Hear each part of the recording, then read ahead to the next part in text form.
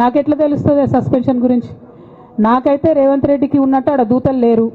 అక్కడ సార్ సగం ఇడ్లీ తింటే బయటకు చెప్పేటటువంటి సిస్టమ్ నా దగ్గర లేదు. సో అక్కడ ఏం జరిగిందో నాకు తెలియదు, ఎవరు నా గురించి ఏం చెప్పారో నాకు తెలియదు.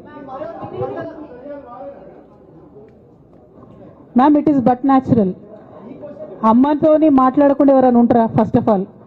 సెకండ్ ఆఫ్ ఆల్, ఈ మొత్తం పరిణామంలో కూడా మా మదర్కి దూరంగా ఉండాల్సి రావడమే బాధాకరం. ఇంతకు మించి బాధ ఇంకోటి లేదు.